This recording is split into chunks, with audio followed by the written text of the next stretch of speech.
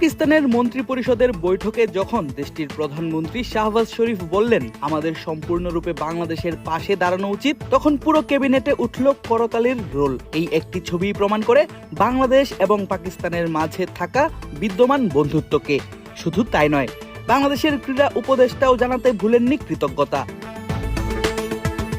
নিরাপত্তা শঙ্কায় আইসিসি টি-20 বিশ্বকাপ খেলতে বাংলাদেশ যাচ্ছে না ভারতে। তার পরিবর্তে খেলার ভেন্যু পরিবর্তন করে স্থানান্তরিত করার আবদার জানানো হয় শ্রীলঙ্কায়। তবে সেই প্রস্তাবে রাজি হয়নি ক্রিকেটের সর্বোচ্চ নিয়ন্ত্রক সংস্থা আইসিসি। সেটি যে হলো না ভারতের অদৃশ্য মদতেই, তা অবশ্য বুঝতে দরকার হয় না রকেট সায়েন্সের। এমন স্বেচ্ছাচারিতা এবং দ্বিমুখী নীতির প্রতিবাদ স্বরূপ বাংলাদেশ বয়কট করে পুরো বিশ্বকাপ।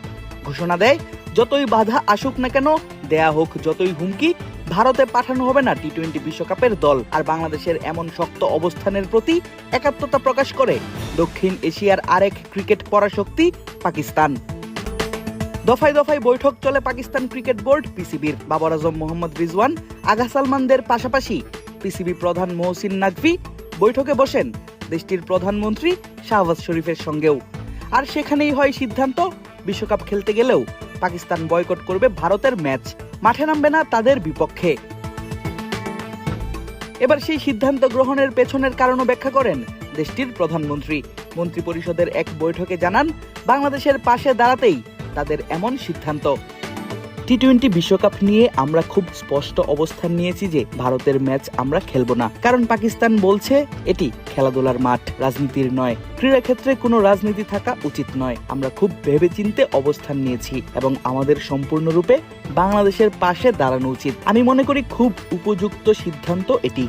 আর প্রতিবেশী রাষ্ট্রের এমন উদারতার প্রতি কৃতজ্ঞতা জানাতে একেবারেই কার্পণ্য করেনি বাংলাদেশও। পাক প্রধানমন্ত্রীর এমন সিদ্ধান্ত শুনে তাকে ধন্যবাদ জানাতে ভুলেননি বাংলাদেশের অন্তর্বর্তীকালীন সরকারের যুব ও ক্রীড়া উপদেষ্টা আসিফ নজরুল। বৃহস্পতিবার সকালে নিজের ফেসবুক এক স্ট্যাটাসে তিনি লিখেন, ধন্যবাদ পাকিস্তান। পাকিস্তানের প্রধানমন্ত্রী শাহবাজ শরীফ বলেছেন, বাংলাদেশকে টি-20 বিশ্বকাপ থেকে বাদ দেওয়ার প্রতিবাদে তার দেশ ভারত ম্যাচ বয়কটের সিদ্ধান্ত নিয়েছে। বুধবার মন্ত্রিসভার সদস্যদের তিনি বলেন, আমরা ভারতের বিপক্ষে ম্যাচ খেলবো না, কারণ খেলার মাঠে কোনো রাজনীতি থাকা উচিত নয়। আমরা খুব ভেবেচিন্তে এই সিদ্ধান্ত নিয়েছি। আমাদের সম্পূর্ণভাবে বাংলাদেশের পাশে দাঁড়ানো উচিত। আমি মনে করি এটি খুবই উপযুক্ত সিদ্ধান্ত। বিশ্ব ক্রিকেটে ভারতের দাদাগিরি রুখতেই যেন এক সুরে গান বাঁধল বাংলাদেশ পাকিস্তান। দেখার পালা, বিশ্বকাপে অংশগ্রহণ না করার কারণে কি পদক্ষেপ আইসিসি নেয় বাংলাদেশের বিরুদ্ধে।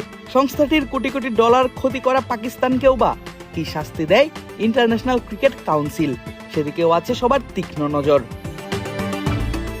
আদিব আশরাফ, ক্রিক ফ্রেন্জি।